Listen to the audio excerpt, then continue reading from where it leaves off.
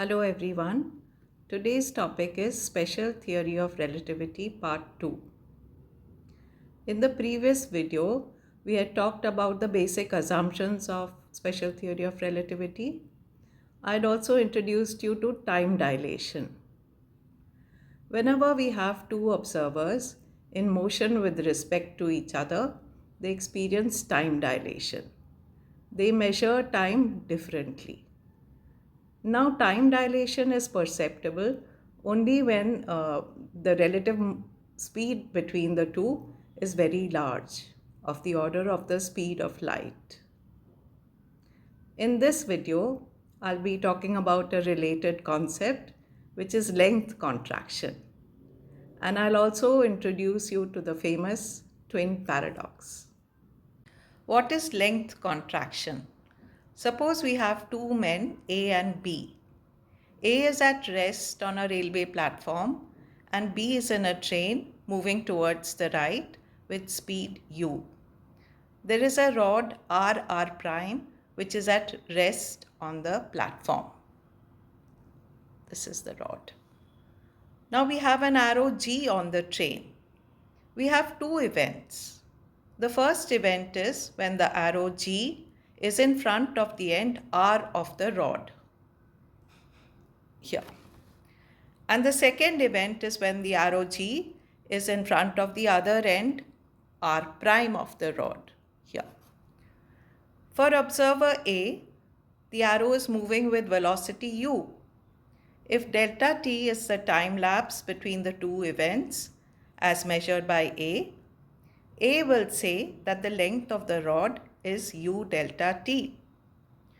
Now for observer B, the rod is moving with speed u in the minus x direction, towards the left. He would measure the length of the rod as u delta t prime. Now the arrow G is stationary with respect to B. So B will measure the proper time and A will observe time dilation. So delta t prime will be less than delta t. Thus the length measured by B will be contracted. Let me tell you about a very interesting phenomenon predicted by the special theory of relativity. It is known as the twin paradox. It is a thought experiment. You have to imagine two twin brothers, A and B. A stays on Earth and B boards a spacecraft and they synchronize their watches. Then the spacecraft quickly accelerates and reaches a speed of 0.995 c, where c is the speed of light. And then the spacecraft travels to a star which is 5 light years away. Now a light year is a unit of distance. Light takes 1 year to travel 1 light year. And then B reaches the star and returns to Earth. Now for A will observe that B takes 10 years for the entire journey. This is because it is 5 light years back and forth, and B is traveling at nearly the speed of light. However, B will measure time differently.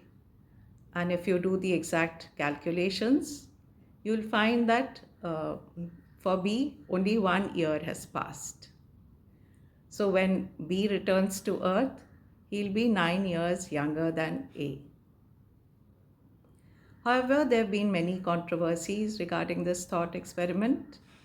Scientists have pointed out that since A and B are both in motion with respect to each other, they'll age similarly.